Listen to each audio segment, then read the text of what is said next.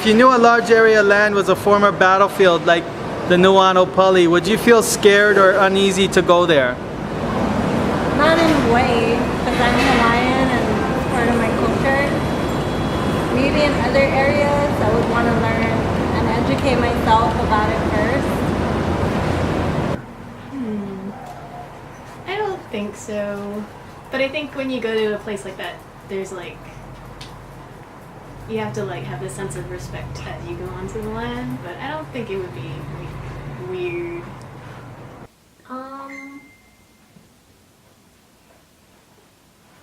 Probably not, because I think it's in the past, but I think it should definitely be recognized as a battlefield. I think it would be determined on what type of battlefield it was. I mean, Nu'uanu Pali guys, were pushed off the edge and stuff like that. It's one thing, but if it was something where like people were massacred, I'd probably feel a little bit more uncomfortable. To a certain degree, yes. What is it? Because any site of massive death or war is going to leave its energy there. Yeah, because if I didn't know, I wouldn't want to disrespect the land. Yeah. I wouldn't feel scared if I knew that I was allowed there. If I came with somebody that made sure that, you ask for respect. But I'm never scared of, like, island battlefields more than other, like, America. I wouldn't be scared, I wouldn't care. Because I'm on an island, and those are, like, my ancestors, too. No, I wouldn't. Absolutely not. Actually, that would draw me there. I would want to learn more about it and actually be there in that area. I would want to photograph and film there. I wouldn't be scared at all. No, I wouldn't. I would actually feel excited and would be interested in going and checking it out just because it would be a part of history. I'd feel uneasy, but not scared. No.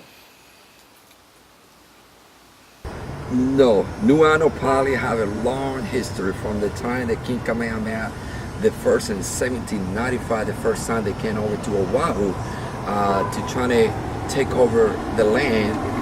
That's where the last battle happened, and more than 10,000 soldiers came with King Kamehameha the first, and able to push, the Oahu warriors and army over the cliff. And they find during the construction of the Pali Highway, they found over 800 skulls and bones. And I think it is a place that we should embrace as we are religious and we believe on the spiritual power. So if I go there, which I have, I've been there a few times about midnight.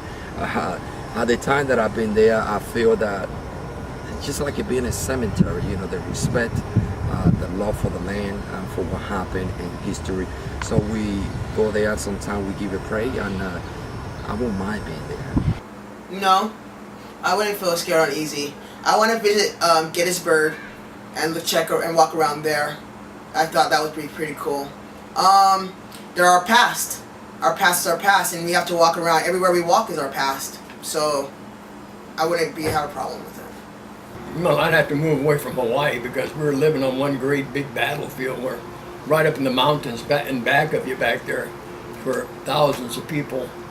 Which way is it? Right over here? Frank, point to where they were. Nu'uanu is that way. Nu'uanu, okay. Over on Nu'uanu. I was on Nu'uanu today. I drove up there on my scooter. Went way up there and came back. I had a medical appointment this morning. You picked me up. Yeah, Nu'uanu Avenue is a big battlefield. This whole island, we're on the graveyards of many warriors, Hawaiian warriors that died. I don't think I would be scared. I mean, I think I would be respectful. I think there's a difference between that, being scared and being respectful. I think that those areas that you have to take notice of. That something important happened there. But as far as fear, like I said, I don't like to live my life in fear. I wouldn't be afraid of it. I think it's interesting and important to know the history of land and places on the planet, especially as they have to do with the cultures that have been there, and some places are more sacred or important than others to these cultures, and I think it's very important to respect that.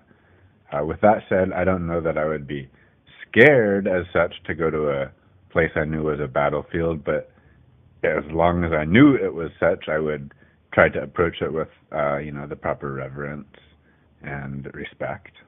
I don't feel uneasy if there's daylight happening at night. I mean, I feel pretty comfortable with myself that I'm okay with that, but I have been to, what is that botanical garden on the other side? Ho'omaluhia. And I went camping there once, and I saw night marchers. Oh, wow. Yeah. I didn't know what it was at first because I was new to the island. And then I told people about it. I'm like, oh, hey, this happened. I saw this. And people freaked out and got white. And they're like, you saw night marchers? What are night marchers? And they told me. I'm like, oh, okay. I won't be camping there anymore. And you heard drums, maybe? I did. Oh, goodness. I heard drums. I saw fire and lights and people and the kind of semi-shadows of a procession of people, kind of what I thought at first was a party. And, yeah. And then all of a sudden I think they caught on to my friend and I, they saw us. And then all the lights around, even like the lights, like the street lights, went out. My first reaction was to drop down low. And drop down low, and everything went quiet. And then slowly the lights came back on, and I just got chicken skin. And then yes, we got up and we started to walk back to camp. We're like, okay, let's stay at camp. We're not camping here again, because I don't think we're supposed to be here. Sometimes when I go to a place like the Nu'uanu Pali, I do feel a little uneasy. I actually haven't been to Nu'uanu Pali in several years, a very long time, partially because I know it's a battlefield. It is a very beautiful place, but it's just not a place I go a lot. But when I do go there, I treat it like a cemetery. I give it great reverence and respect, and follow Hawaiian protocol, and just, as I said, treat it like a cemetery and give it great respect and go from there.